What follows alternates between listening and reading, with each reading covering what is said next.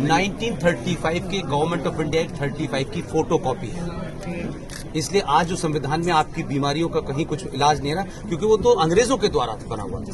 तो हम कहते हैं संविधान में एक पैरेलल व्यवस्था चल रही है। इसलिए सेकुलर भारत भी है, लेकिन उसके बावजूद भी 5,500 करोड़ का मुसलमानों का सच्चर कमीशन का बजट है, जिसमें मुसलमान युवा बच्चों को सिर्फ 10 लाख रुपए 20 लाख रुपए लोन दिया जाएगा, वो वापस न करें, कोई फर्क नहीं।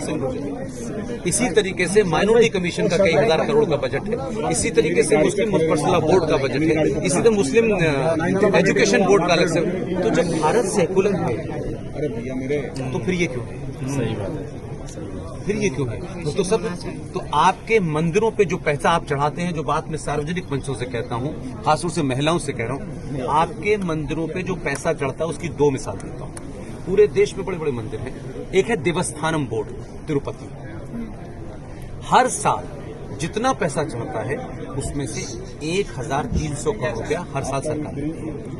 वैष्णो देवी आप जाते हो, माता पे चादर चढ़ाते हो और सब कुछ चढ़ा के आ जाते हो, वहां से 520 करोड़ रुपया सालाना जाता है। आपके मंदिरों से अरबों पैसा, जितना पैसा सरकार का बजट नहीं है उसके बराबर का पैसा आप चढ़ा के आते हो। आप सोने का मुकुट चढ़ाते हो, वो पैसा सरकार लेती है और उसी पैसे से ये सरकार मुसलमानों की स्कीम चला रही है, IAS बना रही है, PCS बना रही है और गला काटने वालों को सरकार पैसा दे रही है। इन मुद्दों को आपके न नेता उठाते हैं न आपके लोग उठाते हैं कि भाई जब आप चर्च से पैसा नहीं लेते, आप गुरुद्वारे से पैसा नहीं लेते, आप चर्च किसी और मजहब से नहीं लेते, तो भारत के मंदिरों पे तो पैसा मेरी आस्था का पैसा है, इस पर सरकार पैसा कैसे लेती है? फिर दूसरा, सारे सरकार ने जितने भी हिंदुओं के मंदिर हैं उनका नियंत्रण जो है वो सरकारी हो गया है। यानी डिस्ट्रिक्ट मजिस्ट्रेट अगर अब्दुल रहमान है तो आपके मंदिर उसके अंडर में आएगा। तो मैं ये कह रहा हूं कि समाज के ठेकेदार जो हिंदुत्व की सुबह से शाम तक बात करते हैं, वो वैष्णो देवी के ट्रस्ट में 20 मुसलमान क्यों है ये नहीं पूछते। इसलिए आपसे मैं सबसे कह रहा हूं, पैसा मंदिर पे मत चढ़ाइए, वो पैसा आपकी गर्दन काटने वालों के पास जाए। जब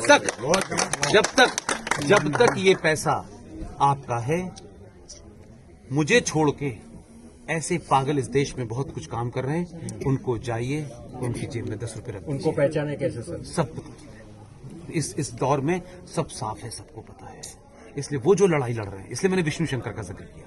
एक साधारण परिवार का लड़का अपने पैसे से फ्लाइट की टिकट लेता है, बनारस में उसके ऊपर हमला होता है, बनारस में फिर हम जाके चीफ सेक्रेटरी से मिलते हैं, उससे सुरक्षा। ये सार्वजनिक मंचों से नहीं कही जा सकती। हमको पैसा कोई आया उनके साथ 2,000 रुपए ले लीजिए, हम